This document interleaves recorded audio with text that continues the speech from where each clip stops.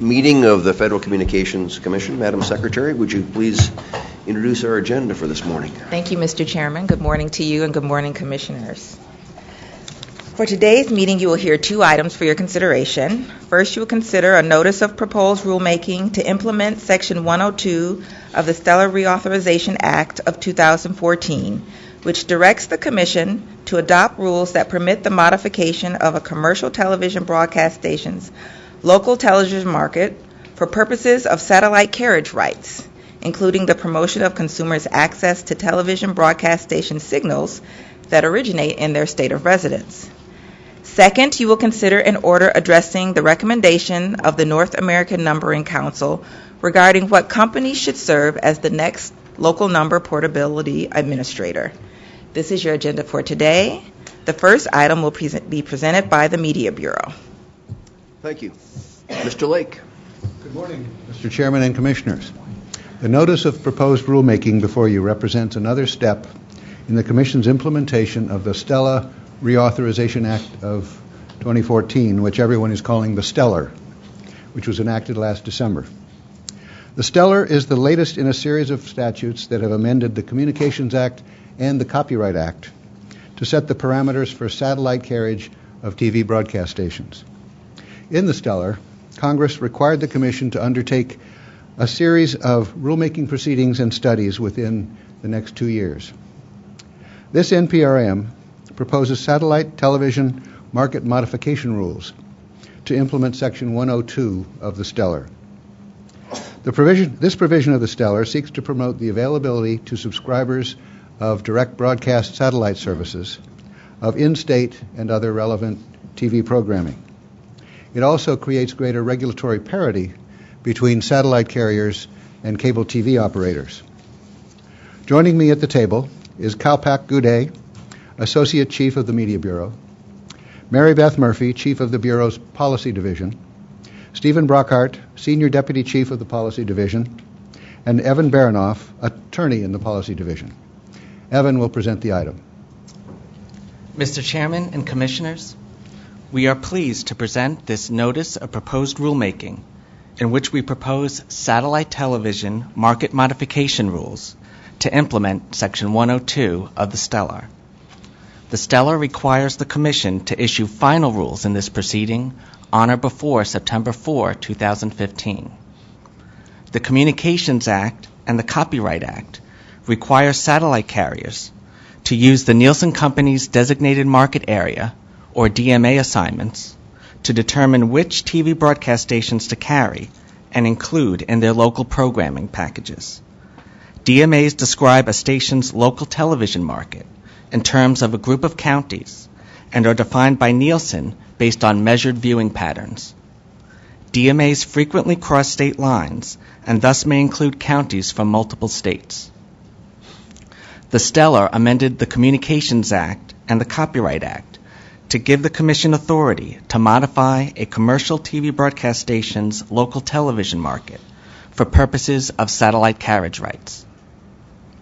The Stellar allows the Commission to add or delete communities from a station's local television market to better reflect market realities. The Commission previously had such authority only in the cable carriage context. With Section 102 of the Stellar, Congress provides regulatory parity in this regard to promote access by consumers to in-state and other television programming that better serves their interests. Congress's intent through this provision, which the Commission seeks to effectuate in this NPRM, is to address satellite subscribers' inability to receive in-state programming in certain areas, sometimes called orphan counties. Congress contemplated that the Commission would model the satellite market modification process on the current cable market modification process. Accordingly, we propose to implement Section 102 of the Stellar by applying Section 76.59 of the rules, the existing cable rule, to the satellite carriage context, while adding provisions to address the unique nature of satellite television service, such as affording carriers with an exception if the resulting carriage is not technically and economically feasible. The NPRM also proposes to make conforming changes to the cable rules and considers whether we should make any other changes to the market modification process. The Media Bureau recommends that the Commission adopt this notice and proposed rulemaking and requests editorial privileges. Thank you. Thank you very much, Evan. Commissioner Clyburn. Thank you. With this notice of proposed rulemaking, we are taking the first step toward ensuring that customers of satellite television operators are able to watch local programming that matters to them the most. Through the Stellar Reauthorization Act of 2014, Congress gave the FCC tools to tackle the problem of so-called orphan counties, or situations in which satellite customers are unable to view television stations in their home state because of the boundaries set by Nielsen-designated market areas. The Stellar gives us the flexibility to adjust these boundaries where warranted through market modifications. And once we adopt rules in this proceeding, we will be able to eliminate orphan counties in response to petitions filed by broadcasters or satellite operators. In addition, we will be able to address other situations in which satellite customers are unable to receive local news, public affairs, emergency weather coverage, hometown sports, or other local broadcast programming most relevant to them. I am pleased that we are implementing this statutory provision in a conscientious and thorough manner. This proceeding will promote regulatory parity between cable and satellite operators, while allowing us to account for the unique technical and economic aspects of satellite television service. In the current media landscape, there is no logical reason why we can modify the local market of a cable operator, but not that of a satellite operator. This begins the process of eliminating this outdated disparity, and I thank the Media Bureau for this NPRM this morning. It has my support. Thank you, Mr. Chairman. Thank you, Commissioner. Commissioner Rosenworcel. Big changes are coming to television, and if you want to see it on a small scale, you can come to my house. There was a time when my family sat together, basking in the glow of a large single screen. Today we still sit together, but that single large screen has given way to gatherings with many screens and multiple programs. Still, with all this change, old problems linger. Today we address one of those problems for viewers of satellite television. It's frustrating for viewers when their satellite providers offer them local programming that just does not feel local. Sometimes broadcast stations are beamed in from other states and far-off places that do not reflect the communities where viewers live or the news, weather, and emergency information that they need. This happens as a result of an old quirk in our satellite television laws, which use designated market areas to delineate carriage rights. Last year, however, Congress decided it was time to address this long-standing problem. As a result, the Stellar Act directs the Commission to extend our market modification policies to satellite television. This could create new opportunities for satellite television viewers to see the programming they want and the broadcast stations that truly cover their communities. So while there is a lot to look forward to as television evolves, in the very near term, I hope we can also look forward to more satellite viewers receiving more local stations as a result of our work here today. Thank you, Commissioner, and thank you for the invitation to the party at your house. It's not that big. Commissioner Pai. Mr. Chairman, Ranking Member Clyburn, members of the committee, thank you for holding this. Oh, sorry, I'm in withdrawal, I guess. Thank you, Mr. Chairman. We could order that up for you if you want. For residents of La Plata County, Colorado, who subscribe to satellite television, local news focuses on the weather in cities hundreds of miles away. Political coverage is devoted to elections in New Mexico. And this is because La Plata County and its neighbor, Montezuma County, are orphan counties in the Albuquerque-Santa Fe Designated Market Area, or DMA. An orphan county, as has been explained, is one that can't receive some or even any broadcast signals that originate in state. And as a result, residents in an orphan county must rely on out-of-state broadcasters to provide in-state news about issues of local interest. Now, sometimes out-of-state broadcasters don't meet those needs, and that lack of information can have a serious impact beyond school closures, weather emergencies, and the like. For example, there are tens of thousands of residents in Ashley County and Union County, Arkansas, who are part of the Monroe, Louisiana DMA. On Saturdays in the fall, they can only watch the LSU Tigers instead of their beloved Razorbacks. And I'm sure that's enough for many of them to want to give a kick to their Cajun brethren. And I don't mean the Golden Boot. But more seriously, orphan counties are a national concern. When the FCC last investigated the issue in 2010, there were 1.87 million households that were unable to receive any in-state stations via satellite service. Now, to be clear, many broadcast stations do an excellent job of covering out-of-state news. For instance, people who live in Arlington, Virginia, benefit from broadcast stations located in Washington, D.C., instead of Richmond, Virginia, because the weather in Arlington, of course, is more similar to the weather in Washington than the weather in Richmond. But that calculus changes, however, with geographically distant and sparsely populated orphan counties. For example, the Albuquerque DMA contains 679,380 households, but only about 27,000 of those, less than 4%, are in Colorado. And so it might not make economic or practical sense for an Albuquerque station to send reporters hundreds of miles to Colorado to cover stories that the vast majority of its viewers ordinarily wouldn't care about. And so as a result, thousands of Coloradans and other residents of geographically distant orphan counties have been left without an option for truly local news. Fortunately, Congress has stepped in to fix the problem. In the delightfully acronymed Stellar Act, Congress directed the Commission to establish a process for modifying television markets for satellite providers and to favor cable and satellite market modification requests that, quote, would promote consumers' access to television broadcast stations that originate in their state of residence, unquote. In other words, they could get news that matters more to them. Today's notice of proposed rulemaking begins the process of implementing this important statutory provision and does so consistent with congressional intent. I'm pleased to approve it. I look forward to hearing what the public has to say, and I'm hopeful that it will ultimately make it easier for satellite and cable subscribers to watch the news that they truly care about. Finally, I'd like to thank my colleagues for incorporating my suggestions and those in the Bureau, Evan Baranoff, Stephen Brockhart, Mary Beth Murphy, Calbec Godet, and of course Chief Bill Lake, for all the hard work they've done on this item. I look forward to working with all of you in trying to meet the September 4th, 2015 deadline that Congress has set for us for issuing final rules. Thank you, Mr. Chairman. Thank you, Commissioner Pai. Not only are we voting together on this today, but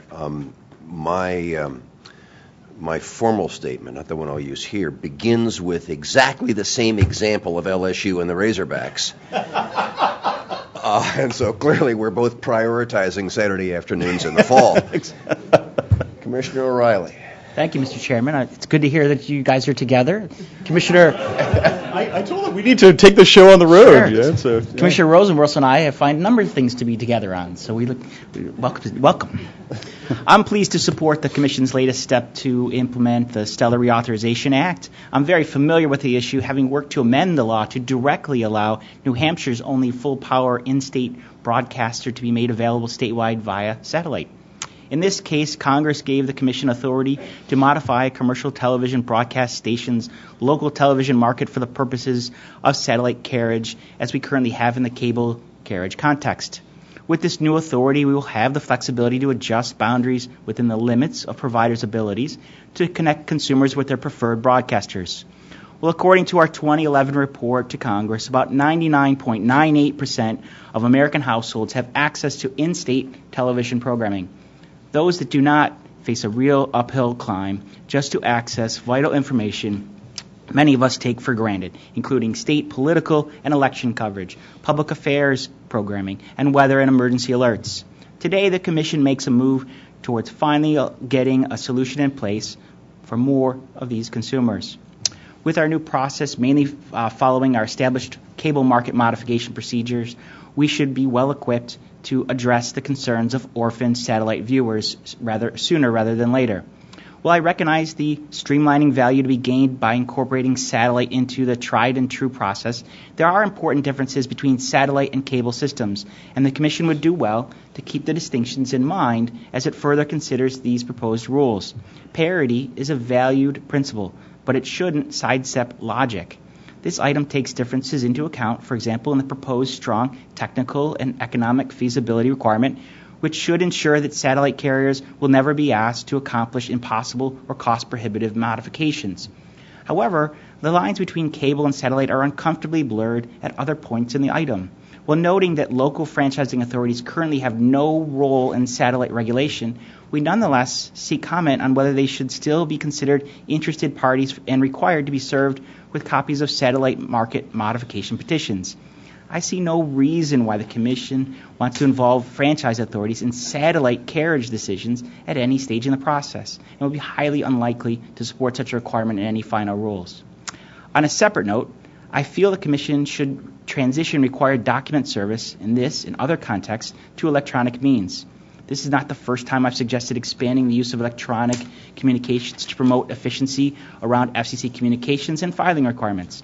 And I appreciate the Chairman's commitment in this item to explore such modernization in the near future. I look forward to seeing progress on that in the near term. And I thank the Chairman. Thank you, Commissioner. As everybody has said, this notice brings common sense to our rules, thanks to new flexibility given us by the Congress. This is an NPRM. It will meet Congress's September timeline, and then it will be up to the local broadcasters to grant retransmission consent and satellite carriers and their ability to provide in-state stations. But it is a significant step forward in solving what has been a vexing problem that all of us up here have heard frequently as we get outside the Beltway. So with that, I will call for the vote. All in favor say aye. Aye. Opposed?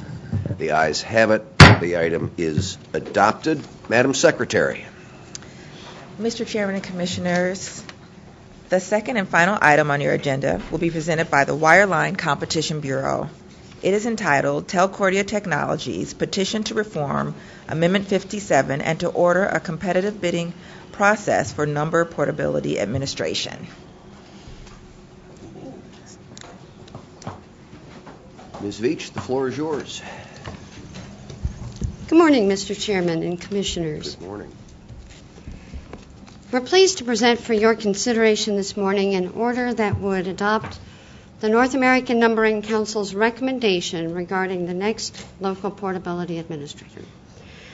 After the first competitive selection process in 17 years, the order would initiate negotiations which, if successful, would result in Telcordia Technologies becoming the local number portability administrator, subject to conditions to ensure neutrality and protect public safety and national security. On behalf of the Wireline Competition Bureau, I'd like to thank our colleagues in the Office of General Counsel and the Public Safety and Homeland Security Bureau for their insights, expertise, and truly tireless efforts on this matter. With me at the table from the Public Safety and Homeland Security Bureau are Ken Moran, Senior Deputy in the Bureau, and Admiral Simpson. And from the Wireline Competition Bureau, we have Sanford Williams, an Assistant Chief in the Competition Policy Division, Lisa Gelb, Deputy Chief of the Bureau, and Michelle Sclater, Staff Attorney in the Bureau, who will present the item.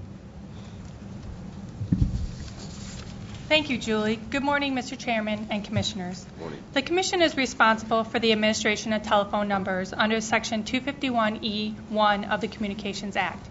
That section of the Act directs the Commission to create or designate one or more impartial entities to administer telephone numbers and to make them available on an equitable basis. Approximately 18 years ago, the Commission concluded that the ability to port telephone numbers would promote competition among service providers by allowing consumers and businesses to keep their numbers when switching providers. Today, local number portability is basic and an expected feature of telephone service, with approximately 100,000 telephone numbers ported daily. The Commission established rules for number porting and then designated a third-party administrator to execute number porting pursuant to those rules. Newstar Incorporated, or its predecessor, has been the Local Number Portability Administrator, or LNPA, since 1997. The initial LNPA contract has since been extended 3 times.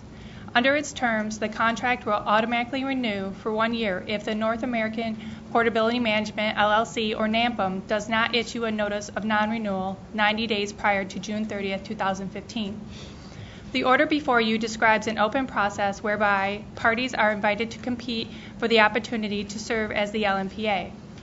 The process involved extensive input from the industry, federal, state, and local government entities, and consumer groups, and reflects 4 years of work, including input and comment from industry experts, the North American Numbering Council, or NANCY, public safety agencies, and the public, complemented by independent analysis of Commission staff. The order would approve the recommendation of the NANCY, the Commission's Federal Advisory Committee on Numbering Administration, to select Telcordia as the next LNPA. The order would also establish a process for negotiating specific contract provisions with Telcordia. That process would include close coordination with government entities to ensure a secure and reliable database, which is vital to the nation's critical communications infrastructure, public safety, and national security. As with the current contract, the resulting contract would be between an industry consortium, the NAMPM, and the selected administrator, with continued oversight from the Commission. To ensure that consumers and businesses receive uninterrupted quality service from the LNPA, the order provides for ongoing Commission involvement, including requiring regular reports during the transition to a new LNPA and Commission review and approval of certain contract terms prior to its execution.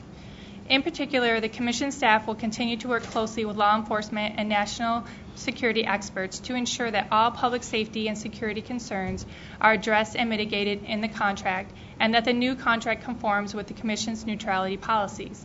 These steps will lead to a higher plane of operational security for the LNPA system and database throughout the entire contract period. As required by the statute, the order would conclude that Telcordia can meet the requirement to be neutral. The order would impose several conditions, including requiring a voting trust to insulate Telcordia from its parent company, Ericsson, with respect to decisions affecting number portability. The conditions are analogous to ones imposed on Newstar today. The order also addresses the transition from one LNPA to another. It would require the involvement of an experienced third-party transition manager to ensure that any disruptions or to ensure that the transition to a new LNPA occurs smoothly and seamlessly without causing any disruptions or creating security risks, and to ensure in particular that the transition is as simple as possible for smaller providers. The order directs that the NAMPM reach out and involve small providers in developing LNPA transition requirements, schedules, and testing. With these requirements, we are persuaded that the NANCY's recommendation is sound, that Telcordia is qualified to serve as the LNPA, and that the transition can occur smoothly and successfully. And as a result of the decision to rebid the contract, the industry and consumers will see substantial savings. Over the last 3 years, the cost of LNPA services has been $1.4 billion. Telcordia's bid over 7 years is less than $1 billion. The Bureau recommends adoption of this item and requests editorial privileges. Thank you. Thank you, Michelle. Commissioner Clyburn. Thank you. In today's always-on 24/7 digital society, some people's 10-digit telephone number is as an important identifier as their birth date or Social Security number. They may have moved to a new home, changed jobs, or even switched service providers, but thanks to number portability, their telephone number can stay the same if they wish. The nation's local number portability administrator plays a critical role in ensuring that the process of managing numbering, including number porting, works seamlessly. Congress also recognized the importance of numbering administration, so much so that certain requirements regarding the numbering administrator or administrators, including the need for impartiality, are enshrined in Section 251E of the Telecommunications Act of 1996. Given the importance of this issue, I do not reach today's decision lightly.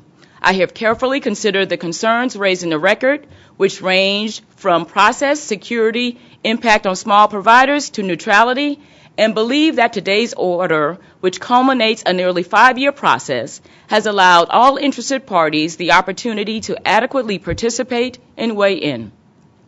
Transitions are rarely easy, and this one in particular has been the subject of considerable analysis and robust public debate. When it is all said and done, it should be noted that this transition should yield significant savings over the next 7 years, savings, I hope, that will ultimately be passed along to consumers. Now, I am not so naive to believe that today's action will end the debate. What we are voting to approve after much thoughtful review, debate, and deliberation is the North American Numbering Council's recommendation for the next local number portability administrator. This action will launch the negotiations for a new contract, and despite the intense debate, I am hopeful that everyone will work in good faith to ensure a smooth transition. I want to thank Nancy, including its chair and chairman of the D.C. Public Service Commission, Commissioner Betty Ann Kane, as well as the Wireline Competition Bureau and the Public Safety and Homeland Security Bureau for their dedication and hard work on this item. And I would like to thank my own staffer, Rebecca Goodhart, for her hard work on this item. She lost a couple of hours of sleep, but I am grateful for her dedication anyway. Thank you. Thank you, Commissioner. Commissioner Roseworcel. It takes so many things to make our communications networks work. And one of those things is the numbering platform. Administering this platform means that our calls go through, connections are made, and numbers are ported seamlessly. Now, back in 1996, Congress provided the Commission with the authority to designate entities for numbering administration in order to help make our numbering platform work. Today, we act under that authority and we approve the recommendation of the North American Numbering Council and take steps to put in place the next numbering administrator. This has been a long process, and it has my support. Thank you, Commissioner. Commissioner Pai. Thank you, Mr. Chairman. Almost 8 years ago, Telcordia petitioned the FCC to hold a competitive bidding process to select the next local number portability administrator. 2 years later, Telcordia petitioned us again, reminding us that costs drop through competition. Today, the Commission responds to those petitions by awarding Telcordia the contract for local number portability administration. Some question how we arrived at this point. Should the full Commission have responded to those petitions sooner? Should we have put safeguards in place before commencing the bidding process to ensure the winner's impartiality? Are there legitimate concerns about whether the needs of law enforcement or small carriers were adequately represented? One could reasonably answer in the affirmative to these and perhaps other queries about the competitive bidding process. But by the time the Commissioners received this item 3 weeks ago, that process had run its course. And so today, we confront a different question. Should we now declare Telcordia the next local number portability administrator? When you compare the numbers, the answer is clear. Last year, the current contract cost about $460 million. In contrast, Telcordia bid less than $1 billion for a 7-year term, or less than $143 million per year. That's substantial savings for the American public. And the stringent conditions set forth in the appendix mitigate any concerns about Telcordia's impartiality, which is a critical factor under the Communications Act and our rules. As our precedent makes clear, measures like these will ensure that Telcordia is impartial, notwithstanding any preferences its parent company, Ericsson, might have. I appreciate the efforts Commissioners Clyburn and O'Reilly made to ensure that the transition from one local number portability administrator to the next will be smooth. I also thank my colleagues for supporting my suggestions to guarantee impartiality. And finally, I'm grateful to the staff of the Wireline Competition Bureau and the Office of General Counsel for accommodating my office's request to reduce the number of redactions in this order in order to promote transparency. Thank you, Mr. Chairman. Thank you, Commissioner. Commissioner O'Reilly. Thank you, Mr. Chairman. Today, the Commission takes the next step in what has been a long process to select the local number portability administrator. Like Chairman Wheeler, I was not at the commission for most of it, and the work has been led to this stage by the Bureau staff and external numbering groups. Based on staff analysis of the record, assuming it is complete and accurate, and staff's recommendations to the commission, I concur on the process but approve of the outcome. I have concerns about the procedures used to leading up to today's decisions, even though the outcome, based on the information available, seems to have merit. Admittedly, this entire venture is somewhat unique, given the statute assigns the Commission the role to create or designate numbering administrators, some of which have interpreted to mean a procurement-like process. Personally, I can't understand why the Commission didn't go through a full-blown notice and comment proceeding in this instance, especially since we've had over 3 years since the process had gone along. In addition, a significant amount of information was made protective, and that is more problematic. But moreover, I said in other commission items, we should endeavor to act on issues as quickly as possible, but it's also important to get things right. Here, after 3 years, we started down this path. We find ourselves inexplicably running up against a deadline of sorts with important details still to be determined. Nonetheless, assuming all the information in the item is accurate, especially the analysis comparing the two proposals on the technical, managerial, and cost aspects, the outcome seems justified.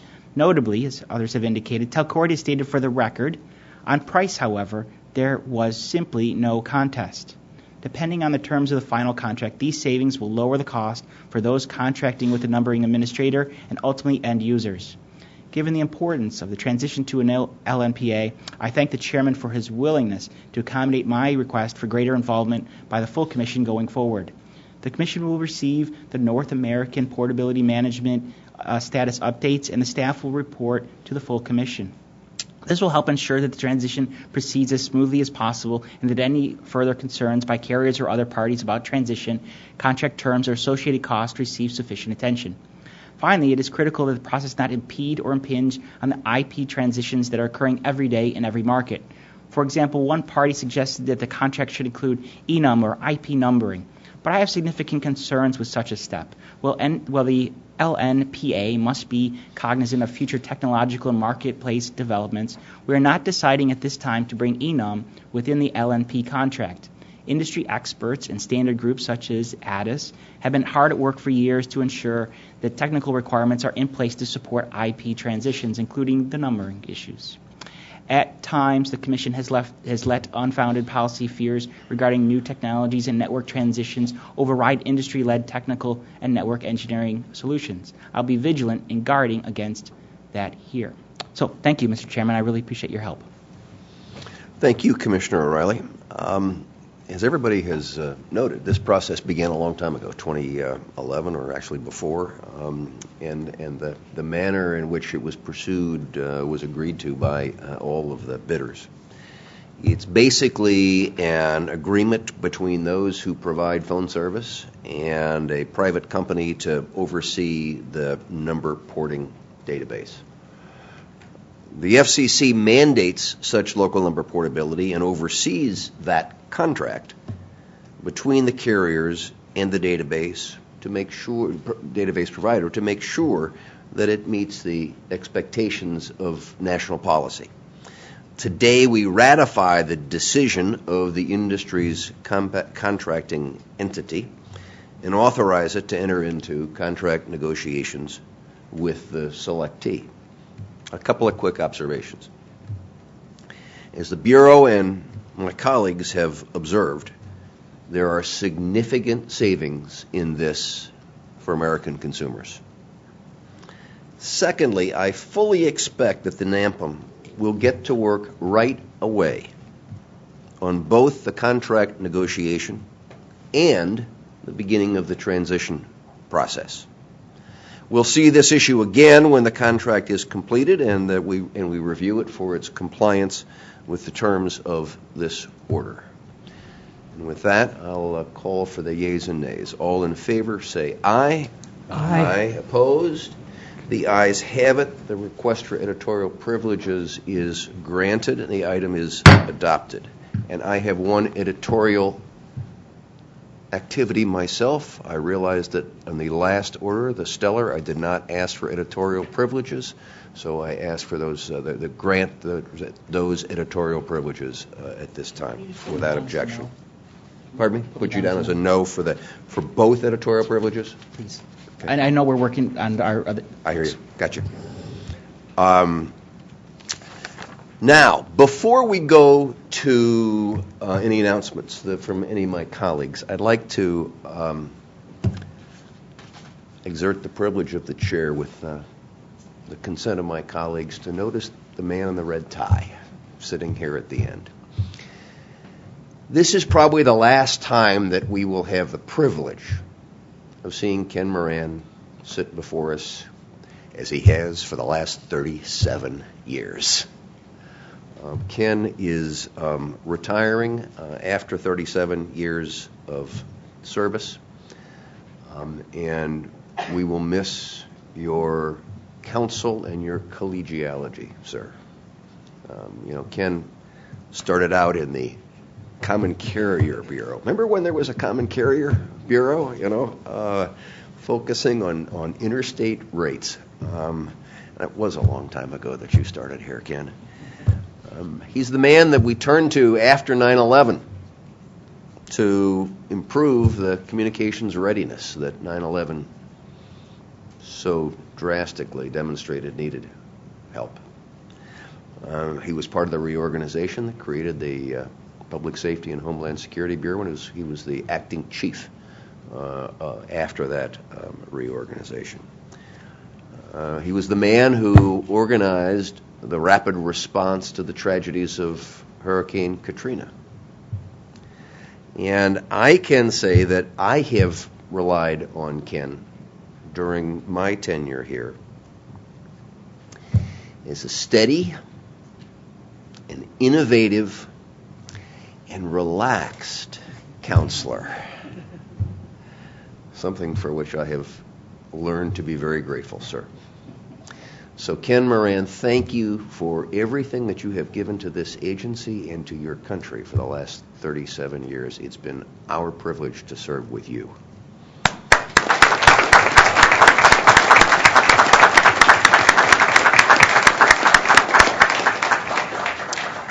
Commissioner Clyburn, or anybody, any announcements? Yes, ma'am. Absolutely.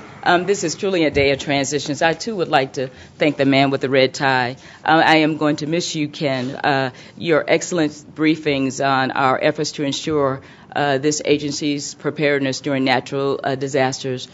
Thank you. When I was acting chair, I got a closer look at just how much this agency relies on your expertise and steady leadership. Ken gave me briefings, Mr. Chairman, on the steps we were taking to monitor the availability of communications networks during the devastating tornadoes in Oklahoma in the spring of 2013. He also accompanied me in September of that same year when I attended the groundbreaking ceremony for the High Frequency Direction Finding Center. He reinforced to me how critical these operations were, particularly during the Beijing Olympics. The Commission, Ken, will miss you, and I wish you the best as you begin what I know will be a fruitful and fun retirement. Godspeed to you.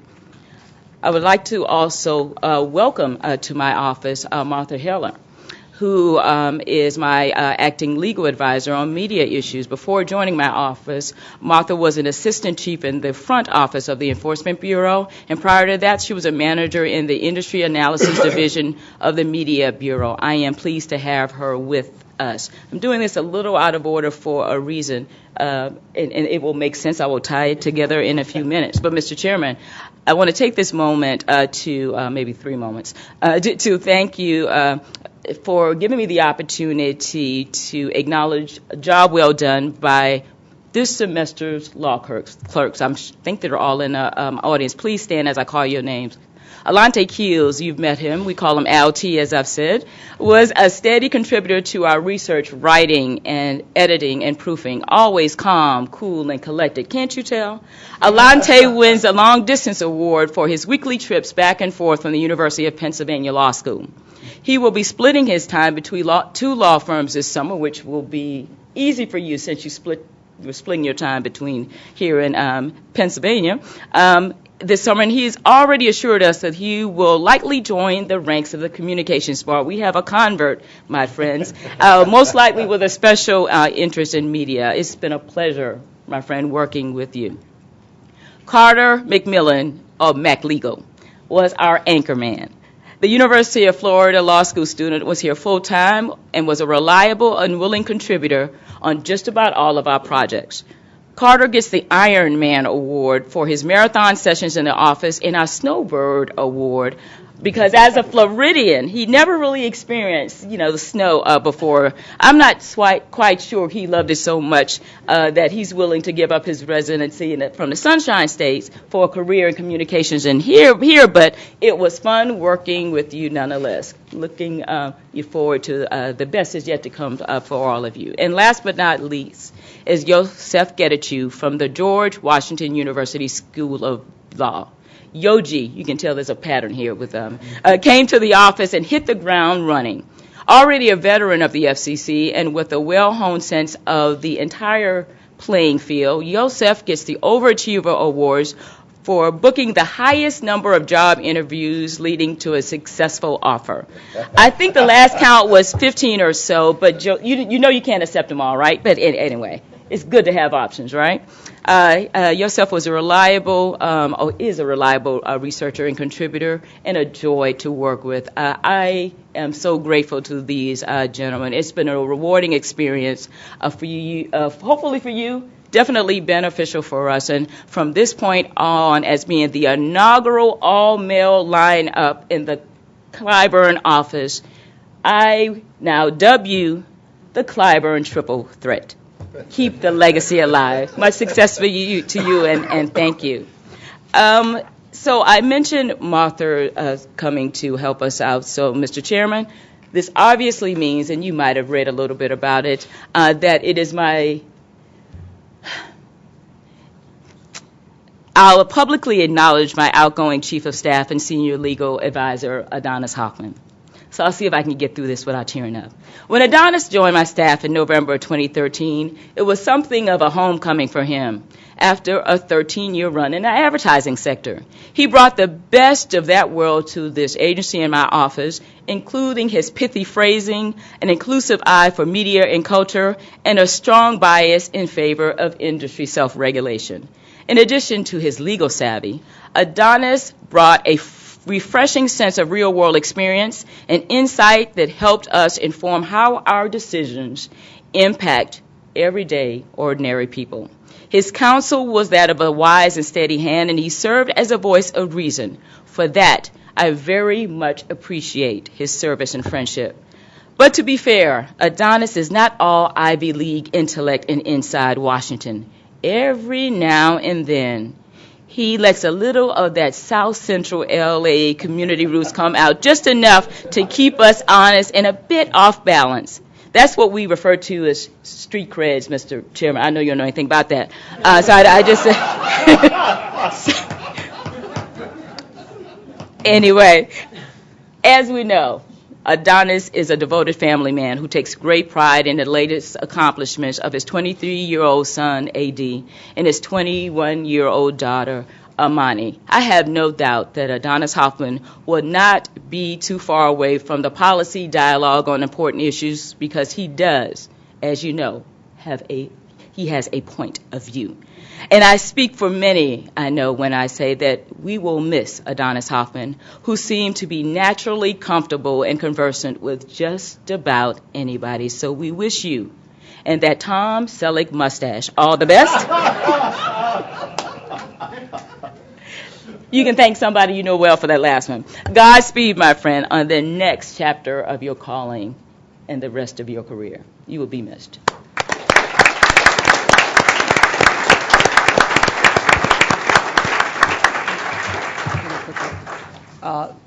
Let me just add, Adonis, you've been a star in these halls, and wish you the best as you go on to the universe beyond. Also, Ken Moran, I just want to say thank you for your uncommon talents, for your devotion to this agency, and especially for your extraordinary work on matters of national security and public safety. We all benefit immeasurably from your efforts, so thank you. Just very briefly, I also want to thank Ken for your service to the country. I can't improve upon what the chairman and Commissioners Clyburn and Rosenworcel said. You represent the very best of federal servants, and we really appreciate your public service. And to Adonis, there's nothing wrong with being Magnum AH, I guess it would be. I just want to thank you for your wise counsel, gentle humor, and some of the many pieces of advice you've given me about raising kids, and wish you all the best in the time to come. Thank you.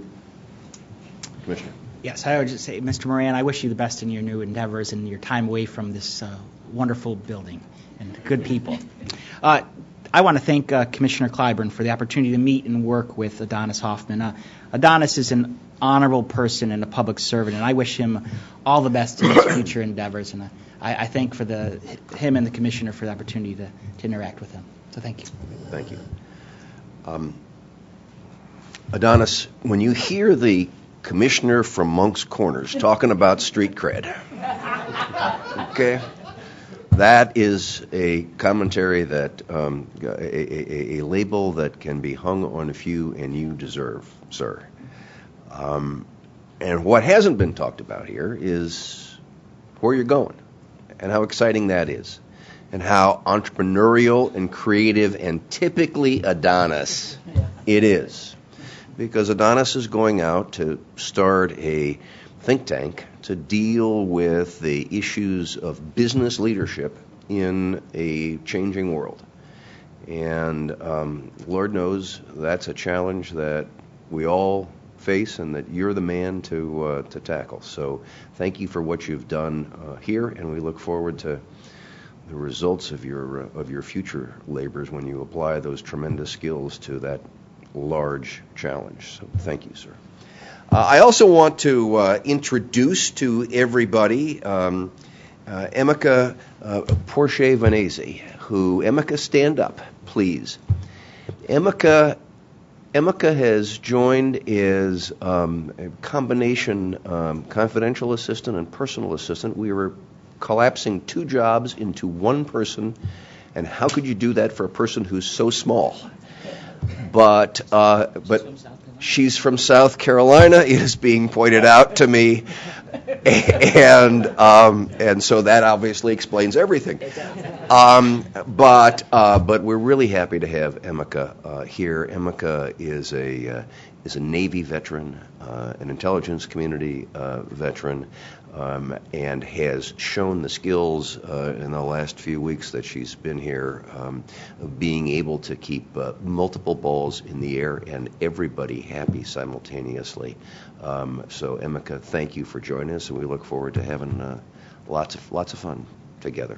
I also want to thank Deborah Ridley, who has moved down to the Enforcement Bureau, and who was my confidential assistant for the first, 14 fun-filled months that I've been here. And the job that Deborah did, keeping me on time and on point, will always be greatly appreciated.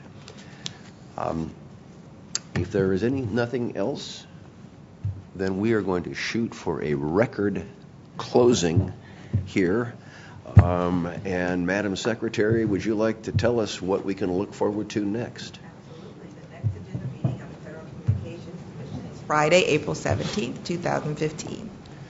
Until then, we stand adjourned. Thank you.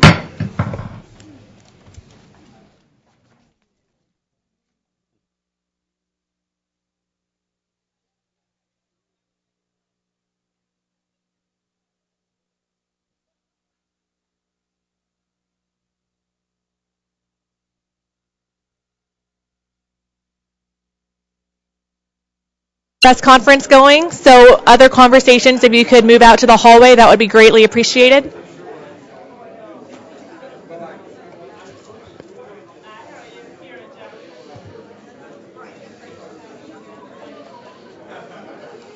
All right, so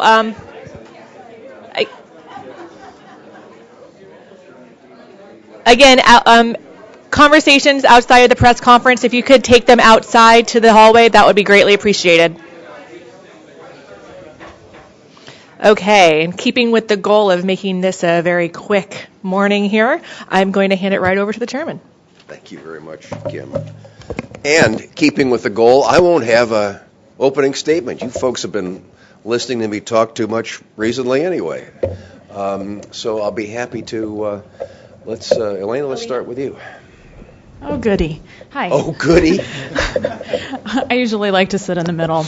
Alina Seljuk, Reuters. I wanted to ask you about the status of the T-Mobile petition on reconsideration of some of the rules. What is the timing of that? If you can give us any insight into whether it is plausible to imagine the FCC to go back to the drawing board and change some of the rules. I'm not going to prejudge that other than to say that it is something that clearly we will be responsive to the petition. Any idea on timing? No. Brian? Mr. Chairman. Hey, Brian. So at yesterday's hearing, there was a bit of back and forth on ending the FTC's common carrier exemption. Yeah. Can you sort of elaborate on your thoughts on that, whether that should happen and how urgent it is? Yeah, what I was trying to say is I think it's something that's clearly worthy of review. That we've had a good working relationship with the FTC while I've been here. I've respected my ongoing relationship with Chairwoman Ramirez. I actually called her yesterday. She was in Berlin. As I had also talked to Commissioner McSweeney to say that, I thought that this was a topic that clearly it's going to require congressional approval to make any changes, but that we work together well in tandem. We're working on an MOU between the agencies right now, and that this is something that's clearly worthy of review. Brooks Bullock, Politico. At one point in your career, you were head of CTIA, and at one point you were head of NCTA, and now you're standing there. Chairman Powell once stood there, and now he's head of NCTA. Meredith Baker once sat up there, and now she's head of CTIA. Is that good or bad for policy, and why or why not? I think that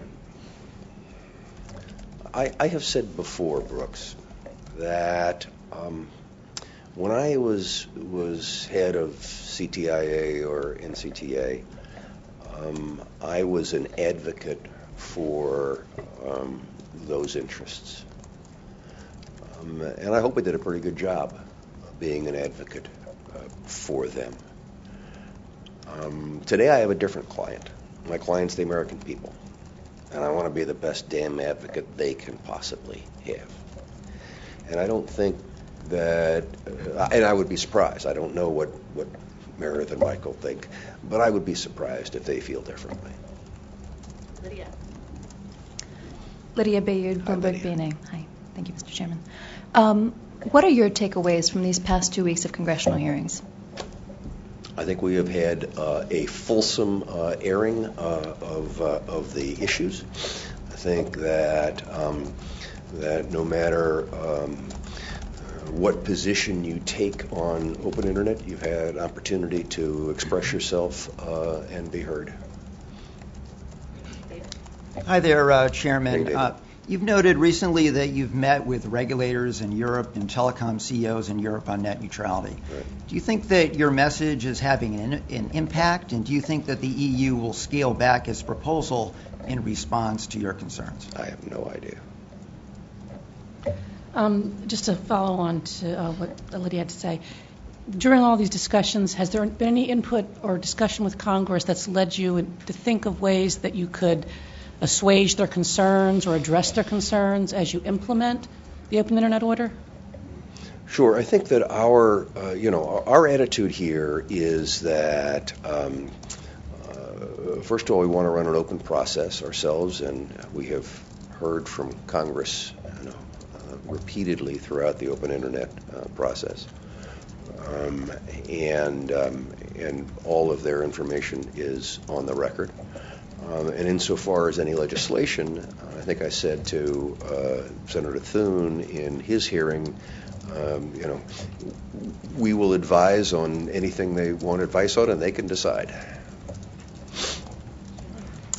Thanks, Mr. Chairman. The NFL, I think it was this week, said there won't be any blackout. They're abandoning their blackout policy for the year.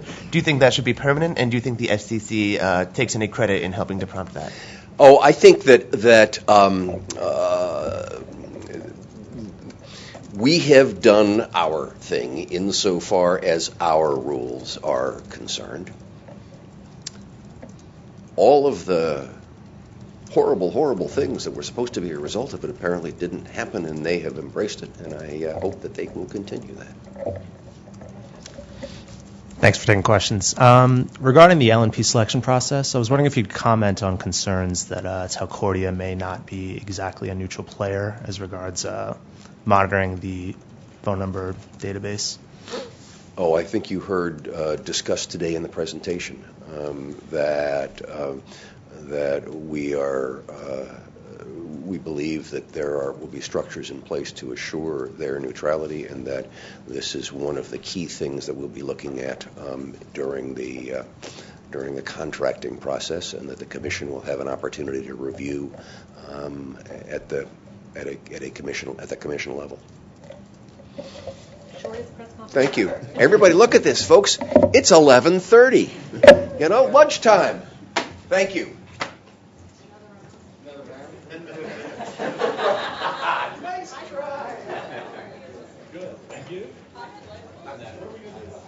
Okay, we can do the Bureau press conference now. Are there questions for the Media Bureau on Stellar? We have one.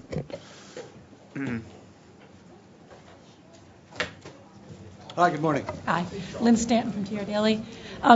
There was a mention of waivers or exceptions to be granted if it was economically or technologically infeasible for a provider.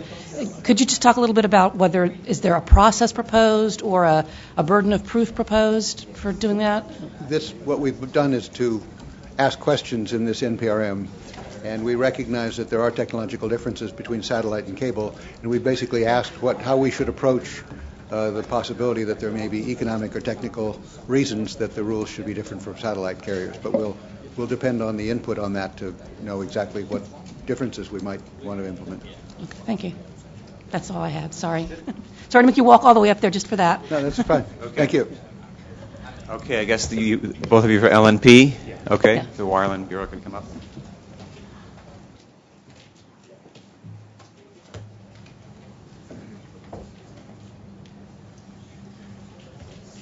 And please identify yourself if you... Sure. Okay. Lynn Stanton, TR Daily. Do you have any response to the concerns expressed by Newstar this morning in an ex parte that there had been communications between Telcordia and staff to to address concerns about neutrality during this last week, during the sunshine period, and that they feel that they should have had an opportunity to comment on those discussions before they were... It's not uncommon for deliberations among the commissioners to result in the need to have further discussions with parties, and everything was properly disclosed under the Commission's ex parte rules. Thank you. Casper Kangley with the Washington Business Journal. So kind of to follow on that, part of Newstar's allegation regarding the latest ex parte filings are that they were in violation of the Sunshine Rule, and I was wondering if there had been a notice given by the FCC a week prior to this vote that there could be no ex parte filings. I know that's part of the Sunshine Rule. Just wondering if you could clarify that. So first, there's no issue here with the discussions that were had or the disclosures that was made. The Sunshine Rules do contain appropriate exceptions to allow for discussions in certain circumstances, and to require the disclosure of those discussions on the record, which is what happened here. Sure. And any comment on the allegation regarding the NANC minutes? Newstar has alleged they were filed late in the process and that they'd been told by the FCC that the minutes didn't exist. The order addresses those arguments, so there'll be a detailed explanation when the order is released, but the short version is that At the time of the original request, there was no transcript. The transcript was made at a later time in order to allow the staff to rebut new arguments that had been raised in the record. So at the time of the request, there was no written transcript. I see. And I guess just to respond to their general, I mean, they've generally said that there's been a lot of procedural inconsistencies. They've alleged it's a pattern of behavior. Just wondering if there was any response there as well. The order addresses in a very painstaking way all of the arguments about process. We coordinated very, very closely with our Office of General Counsel to address arguments about the alleged need to conduct a notice and comment rulemaking, and different arguments in the record. And just coming up a level from that, there were multiple opportunities for public comment at various stages in this proceeding, going back over the years that it's been going on. So I think the order very successfully rebuts all of the arguments about the process. And until fairly recently, everyone seemed fine with the process. The parties, the bidders, had supported the process that had been laid out. But the arguments that have been made over the course of the last several months are thoroughly rebutted in the order. Thank you.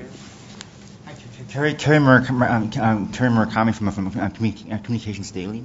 Can you talk a bit about the voting trust and how that would work, and the transition manager? The voting trust is something that the Commission has done in other contexts. This is a similar approach. It basically would require the parent company here, Ericsson, to place its ownership shares in a trust that would be then voted by a neutral party that would be approved by the Commission, and in this way insulate Telcordia from decision-making relevant to the LNPA services by the owner, Ericsson.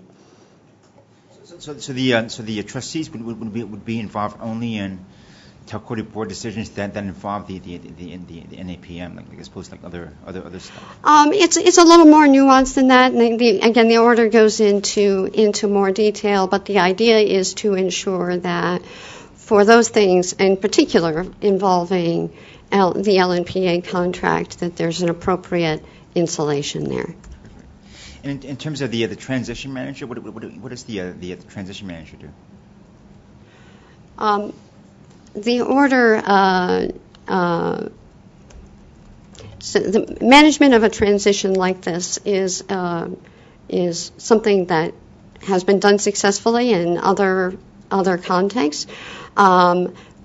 And here what the Commission asks for is that the industry group, the NAMPM, which is actually the party to the contract, utilize the services of experienced professionals who have experience with this type of transition to ensure that it goes smoothly and to be available to address questions that come up between the parties, to make sure that milestones are met appropriately, and just generally to provide professional advice to make sure that it goes smoothly. And the manager is selected by the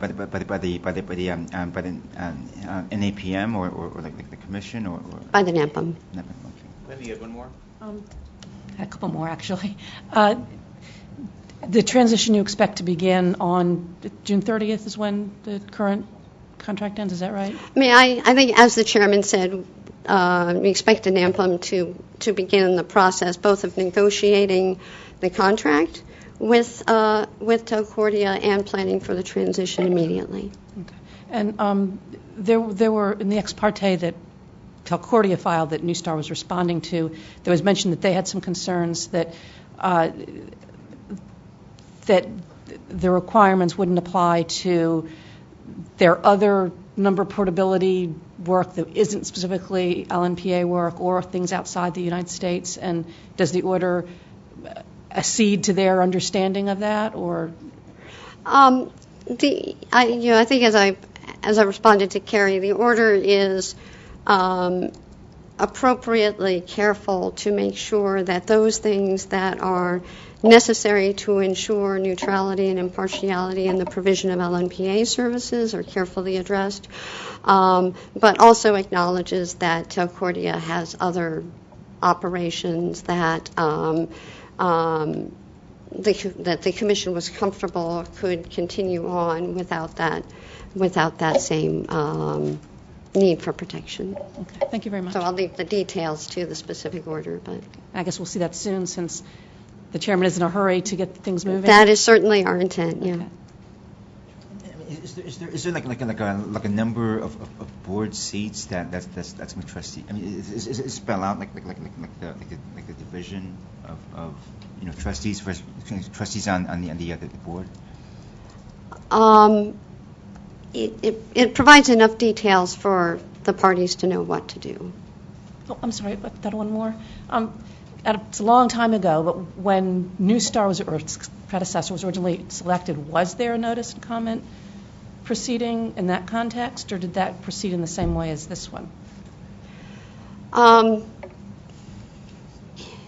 There was a notice and comment process to establish local number portability rules. And you have to, if you're a carrier, you have to do X, and the other carrier has to do Y, and all of that. And also to, in the same proceeding, there were other things that were addressed, and the original selection of the vendor at the time was associated with that proceeding, but we've very carefully analyzed the legal arguments and determined that you do not need an actual rulemaking proceeding just to select the vendor. And subsequent, because New Star isn't operating under the original contract now, there have been successive renewals. Those did not go forward under an NPRM. That's right.